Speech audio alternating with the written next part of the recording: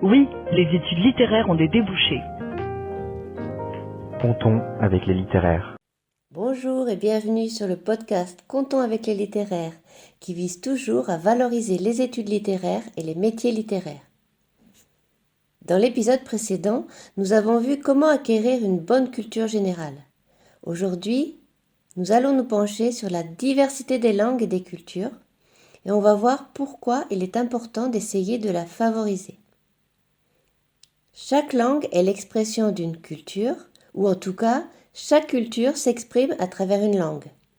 Et la langue reflète la façon de percevoir la réalité de chaque groupe et chacune de nous voit le monde à travers la langue dans laquelle il ou elle vit depuis l'enfance. C'est pour ça qu'on dit que quand on perd une langue, on perd une vision.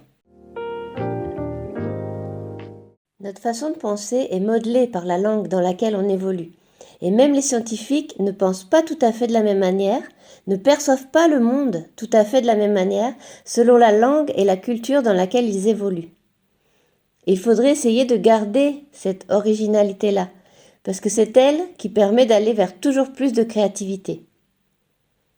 Pourtant, aujourd'hui, on oblige les chercheurs à publier dans les revues américaines ou anglaises, en anglais, et à rentrer dans une façon de penser anglophone. Les entrepreneurs aussi sont obligés de communiquer en anglais pour avoir accès au marché, les étudiants s'intéressent en priorité aux formations en anglais et les institutions internationales imposent l'anglais.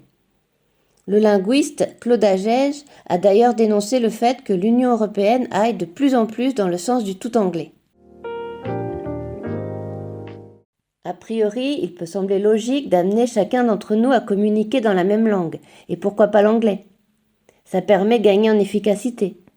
Mais attention, car d'une part, la langue anglaise en vient à être appauvrie puisqu'on utilise un anglais basique de communication. D'autre part, si l'utilisation de cette langue nous oblige à penser d'une certaine façon, à nous plier à une façon particulière de voir le monde, le risque serait qu'elle amène à perdre en réflexion et en créativité au niveau global. Donc, est-ce qu'on ne devrait pas continuer à encourager les jeunes à apprendre plusieurs langues ? En France, on a de la chance. La grande majorité des élèves étudient 2, parfois 3 langues étrangères. Certains Français sont même bilingues depuis l'enfance. Ils sont de plus en plus nombreux, même s'ils sont une petite minorité. Par contre, le choix des élèves et de leurs parents se porte souvent sur l'anglais et sur l'espagnol. Ceux qui choisissent l'allemand, le russe, le chinois, l'italien, l'arabe ou le portugais, ou les langues régionales, sont très minoritaires. Et les autres langues étrangères ne peuvent pas être étudiées dans l'enseignement primaire ou secondaire classique. C'est dommage parce que ça équivaut à se fermer à de nombreuses langues et cultures. Et on constate que dans de nombreux pays, le français est de moins en moins étudié.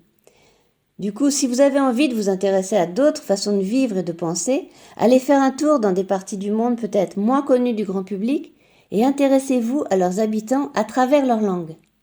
Même si au départ, l'anglais, le français, l'espagnol pourront éventuellement servir de langue de communication. Et par ailleurs, n'ayez pas honte de continuer à défendre la langue française, à produire en français, à lire en français. Il est très intéressant de lire en anglais et on apprend beaucoup. Mais est-ce que ça nous empêche de nous intéresser à la richesse de la littérature en français ? On aime l'anglais et on en a besoin pour travailler, pour voyager, pour étudier. Mais ça ne devrait pas être une raison pour imaginer que l'anglais est supérieur aux autres langues. Chaque culture et chaque langue est précieuse et a sa spécificité. Et elle vient enrichir le monde. Les langues et les cultures devraient s'enrichir les unes les autres et on devrait rester curieux des mots et des expressions qui reflètent différentes façons de vivre, que l'on peut observer dans l'entreprise, la cuisine, la mode, la science, les techniques, les sports, la littérature, la chanson, etc. Vous pouvez commencer par aller regarder les applis qui existent. Certaines sont très bien faites et proposent un grand choix de langues, avec parfois la possibilité d'échanger avec des locuteurs natifs. Et certaines proposent des livres audio en version bilingue. C'est assez efficace. Et pour les tout petits aussi, il existe des applis, des CD et des jeux qui permettent de les éveiller aux différentes langues de façon ludique. Par contre là, ne les laissez pas tout seuls devant, partagez avec eux. Allez, comptons avec les littéraires et cultivons la diversité. À bientôt sur le podcast.